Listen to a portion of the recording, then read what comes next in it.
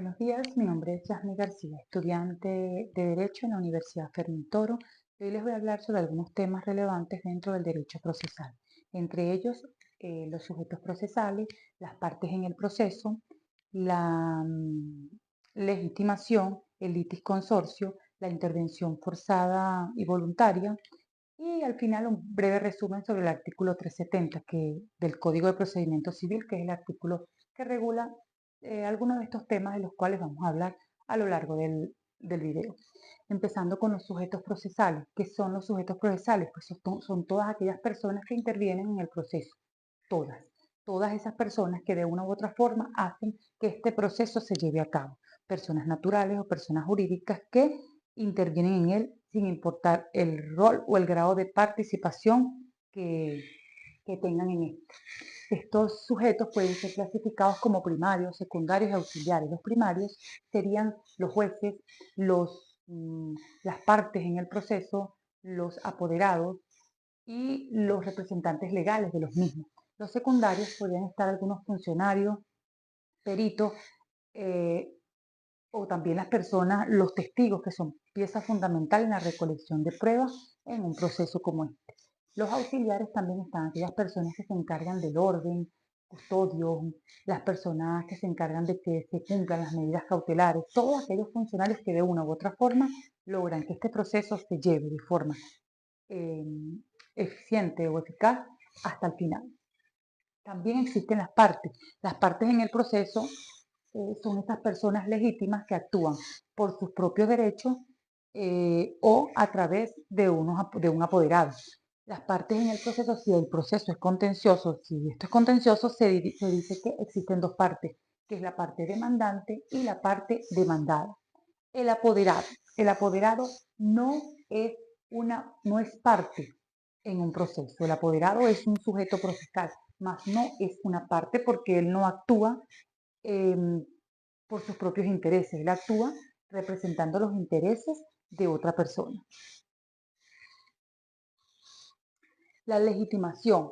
La legitimación existe la ad causam y la ad processum. La ad causam es cuando se reclama un derecho por sí y para sí mismo, y la ad processum cuando se hace a través de un apoderado, como lo dije anteriormente, y también existe la figura del gestor procesal. Esta figura aparece de forma improvisada, por decirlo así, en una que otra circunstancia. Por ejemplo, una de las partes no está dentro del país o está enferma y no tiene un poder firmado para que alguien lo represente, entonces aparece el gestor procesal. Este gestor procesal va a actuar en nombre de la parte, pero, y va a ser va a ser admitido en una comparecencia, pero esta persona tiene 40 días hábiles para mostrar algún documento como, como que lo acredite o que la misma parte lo ratifique como tal, o en este caso todo lo que se actuó estando el gestor procesal, pues sería nulo. También esta figura puede aparecer una sola vez durante todo el proceso. El litis consorcio, litis de contienda judicial, de pleito legal, mientras que el consorcio es un conjunto de personas que están, es un conjunto de personas que tienen la misma suerte. Por lo tanto, el litis consorcio sería un conjunto de personas en un mismo pleito legal. El litis consorcio ocurre cuando varias personas conforman una de las partes dentro del proceso. Entonces ocurre el litis consorcio activo, el pasivo y el mixto. El activo sería cuando hay varios demandantes y un demandado. En el caso del pasivo sería lo inverso, varios demandantes, varios demandados y un solo demandado. Y en el caso del mixto, cuando tanto la parte demandante como la demandada están conformadas por varias personas. La intervención voluntaria y forzada. La intervención de un tercero, esta está establecida en el artículo y regulada en el artículo 370 del Código de Procedimiento Civil.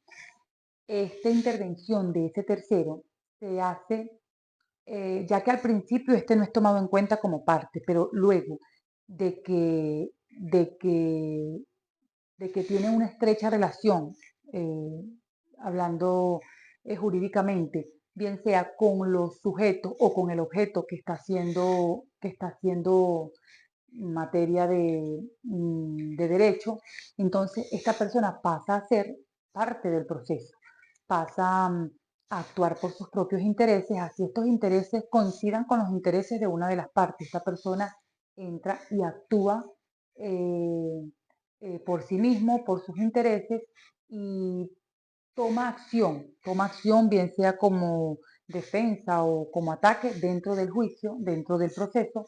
¿Por qué? Porque está defendiendo sus propios intereses.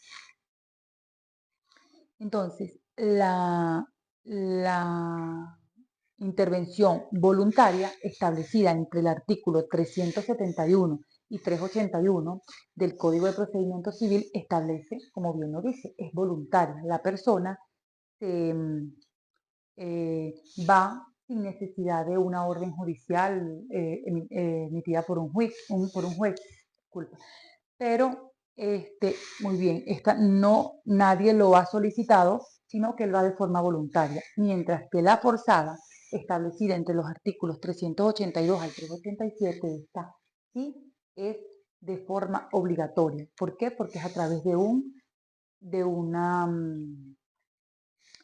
de una orden judicial y es una petición que hizo alguna de las partes para que ese tercero se una al proceso, bien sea porque tienen una causa en común o porque desea obtener el derecho de saneamiento. ¿Qué sería este derecho? Es cuando una de las partes, un derecho que tiene una de las partes o ambas partes de requerir que ese tercero se una al proceso para que esta persona de sus alegatos para que el juez lo escuche, para que sea parte del proceso y de esta forma, cuando el juez decida, esta decisión se extienda a todos, incluyendo a ese tercero, y así evitar un proceso judicial, un proceso más adelante sobre el mismo tema que que se está debatiendo. Entonces, el proceso judicial sería, de eso se trata el llamado saneamiento, cuando una persona em, permite que la otra entre al proceso para de esa forma evitar dicho proceso. Entonces la intervención voluntaria ya sabemos que está en el artículo 371 al 81, la forzada del 382 al 387 y el artículo 370 del Código de Procedimiento Civil establece los casos en que puedan ser llamados a juicio esos terceros. ¿Cuáles son esos casos? Esos casos pueden ser cuando, cuando ese tercero crea tener derechos sobre lo que se está, sobre el objeto por el cual se está demandando o que crea o que sea el dueño de esos bienes por los cuales se está litigando.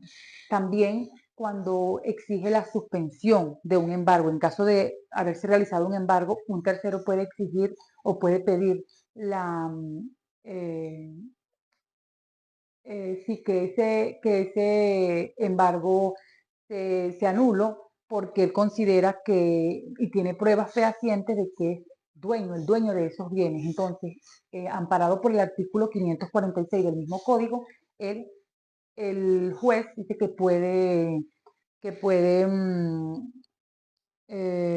suspender ese embargo y tiene un periodo de 8 días hábiles para obtener tanto las pruebas de ese tercero como también del demandante para así decidir. Él va a abrir una articulación probatoria de 8 días y así va a decidir quién debe tener la tenencia de esos bienes.